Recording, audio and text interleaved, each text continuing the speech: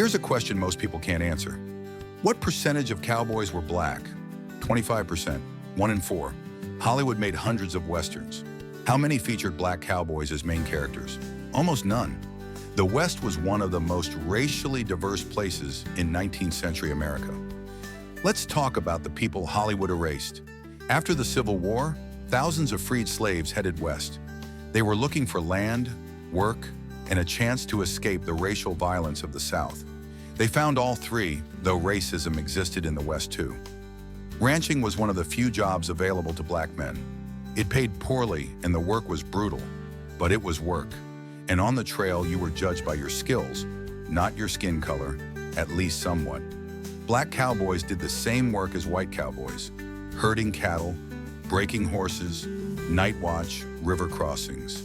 Some became trail bosses, managing entire crews.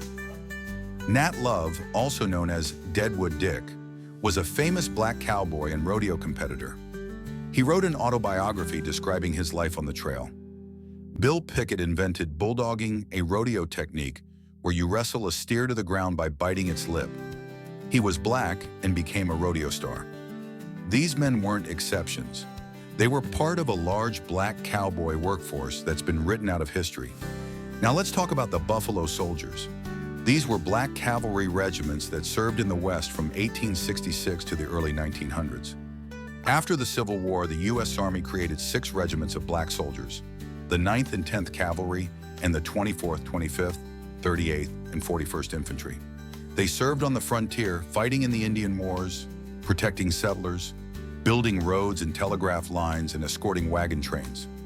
Native Americans called them Buffalo Soldiers, possibly because their hair resembled buffalo fur, or because they fought with the same fierceness as buffalo. The soldiers adopted the name with pride. Buffalo Soldiers fought in some of the major campaigns against native tribes, the Apache Wars, the Red River War, the Victorio Campaign. They had some of the highest re-enlistment rates in the Army and some of the lowest desertion rates. Why?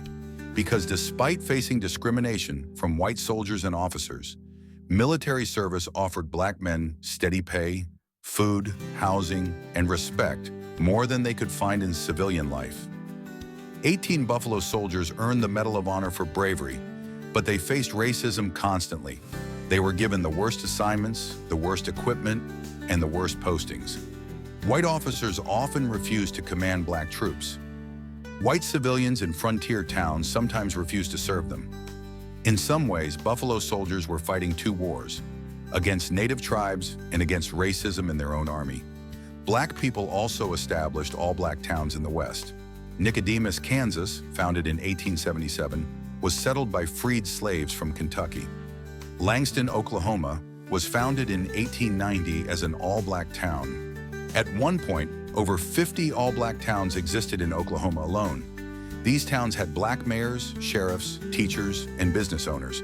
They were attempts to create communities where black people could live free from white violence and discrimination. Some succeeded, many failed due to droughts, economic problems, or white hostility. Bass Reeves deserves special mention. He was born into slavery in Arkansas. During the Civil War, he escaped and lived with Creek and Seminole tribes in Indian Territory, learning their languages and tracking skills. After the war, he became a U.S. Marshal, one of the first black deputy U.S. Marshals west of the Mississippi. He served for 32 years, arresting over 3,000 felons. He killed 14 men in self-defense during his career. Reeves was legendary for his tracking skills, his ability to use disguises, and his fairness. He arrested white criminals and black criminals equally. He even arrested his own son when his son was accused of murder. Some historians think Bass Reeves was the inspiration for the Lone Ranger. A black lawman who was an expert marksman, rode a white horse, and had a Native American companion. Sound familiar? But Hollywood made the Lone Ranger white.